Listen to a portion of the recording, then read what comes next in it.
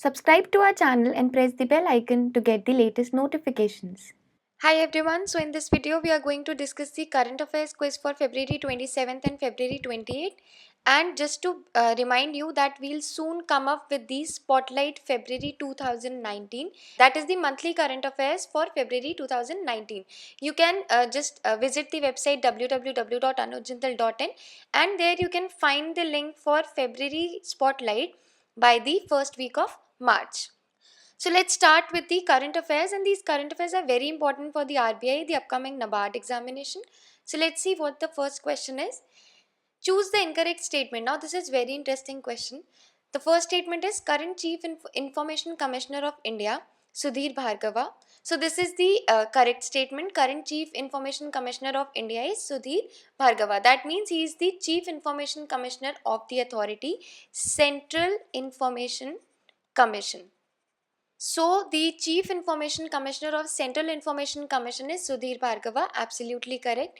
Next is the Central Information Commission is the highest appeal body under the RTI. So under the Right to Information Act, the Central Information Commission is the highest appeal body. So if the individual or the authority have some grievances against the Right to Information Act, then they can appeal to the highest body, that is the Central Information Commission.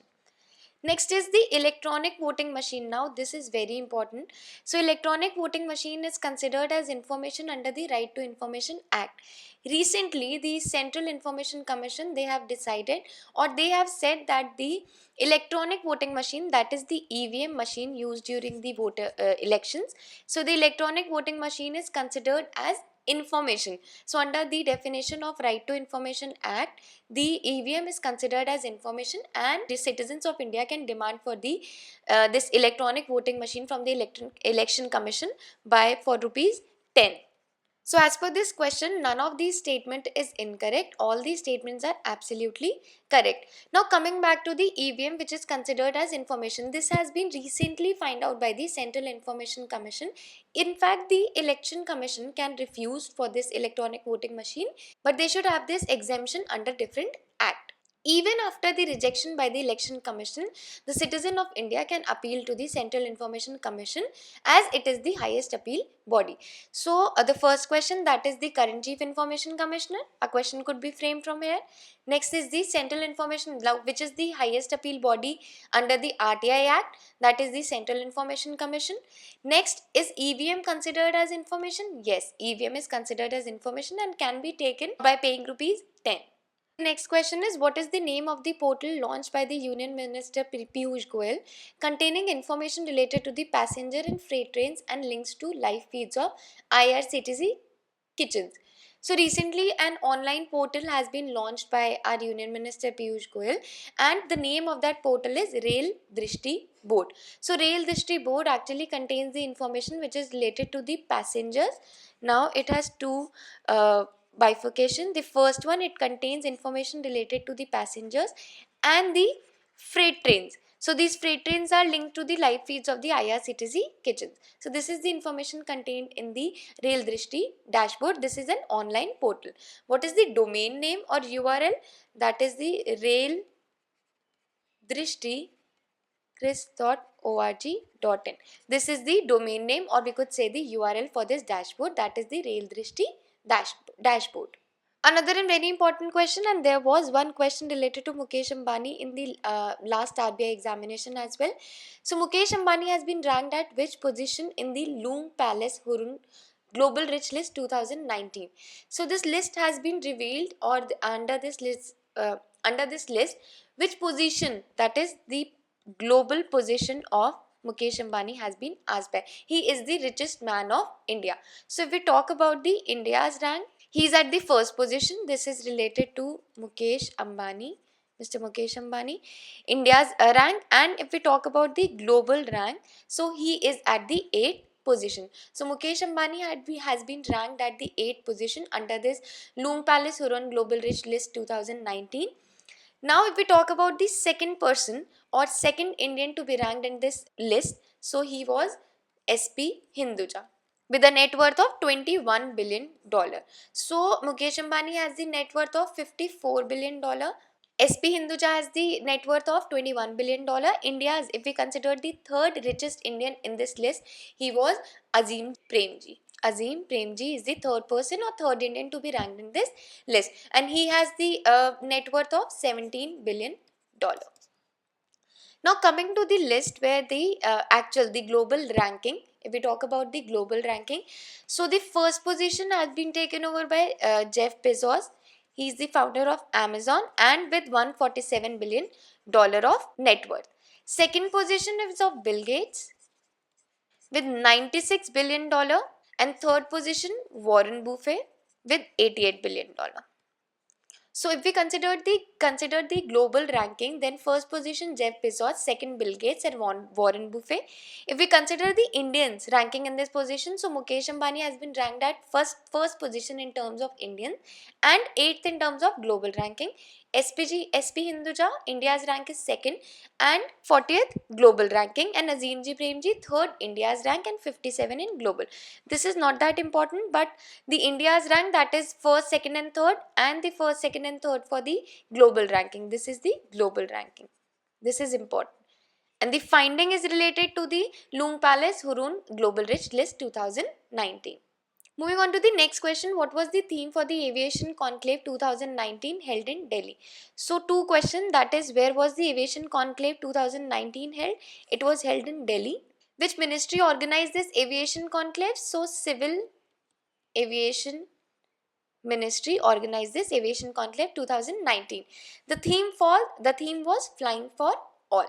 During this aviation conclave, there were new rules which were specified related to the air travelers in case of the delayed, cancelled or diverted flights. So one of the provisions was that if the flight is delayed for up to 4 hours, then the passenger can avail free meal and refreshments. So this is for up to 4 hours.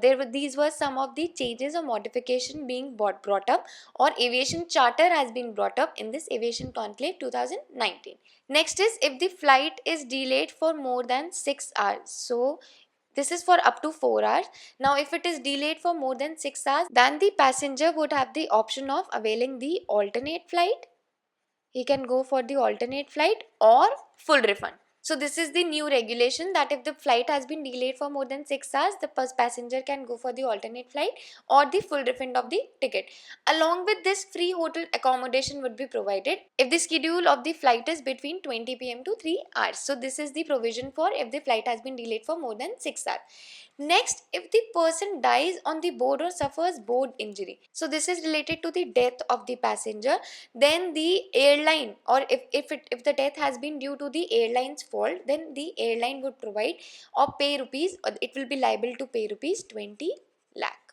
So these were some of the modifications or provisions being brought up under this Aviation Conclave 2019.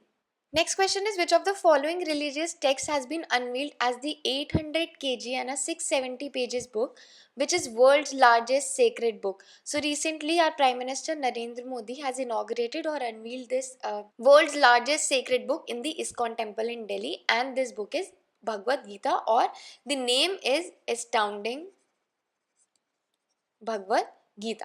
So the name of the book is Astounding Bhagavad Gita, and it is the world's largest sacred book with the 800, which is 800 kg and has 670 pages.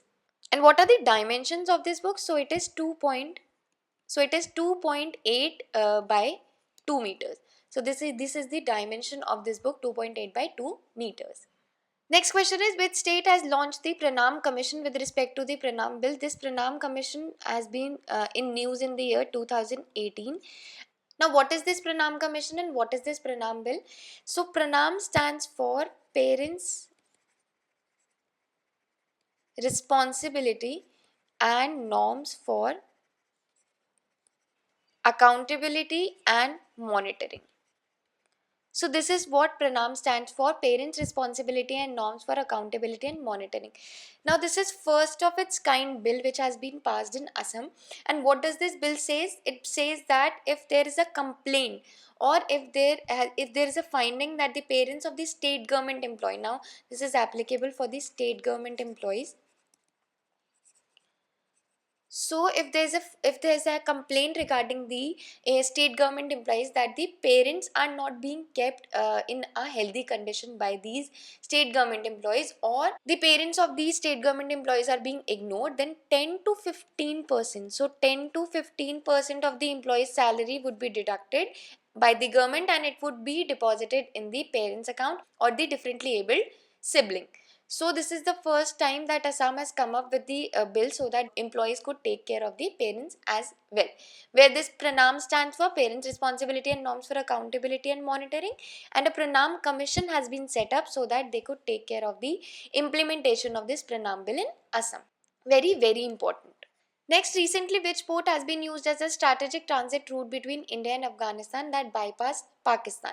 So, this is for the first time that a port has been used where India has bypassed Pakistan to transit goods to Iran and Afghanistan.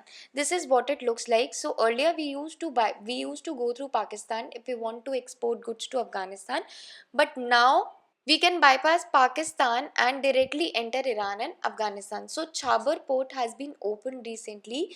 Next is, which of the following banks is not under the RBI's prompt corrective action plan? We have already, if you haven't watched the PCA video, we have already uploaded that video. PCA stands for Prompt Corrective Action Plan, and recently some of the banks have been taken out of this Prompt Corrective Action Plan. Now there are only six banks which are under the PCA, that is Central Bank of India, Dena Bank, IDBI Bank, Indian Overseas Bank, UCO Bank and United Bank of India. These stats are up till October 2018.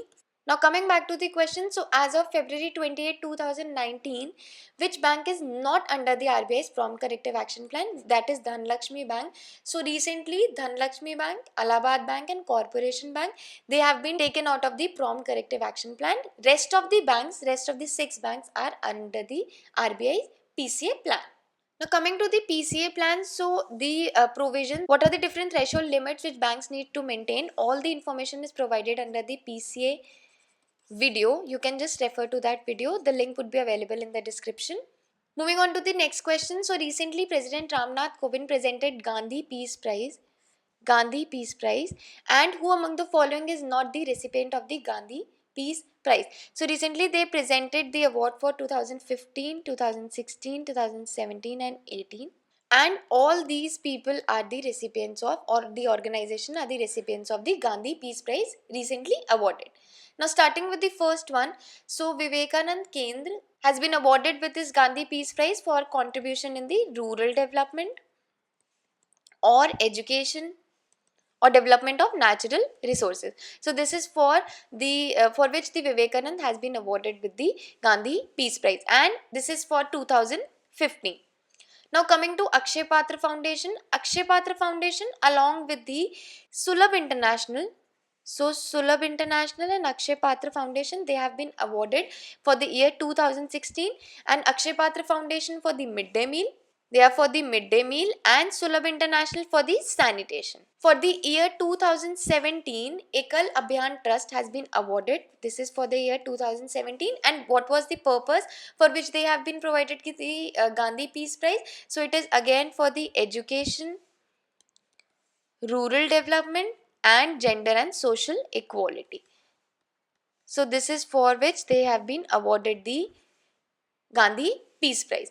Now for the year 2018, who is this Yuhei Sasakawa? So he is a Japanese and he has been awarded for the leprosy eliminations. He is the Goodwill Ambassador of the WHO for the leprosy elimination, and he has been awarded for 2018.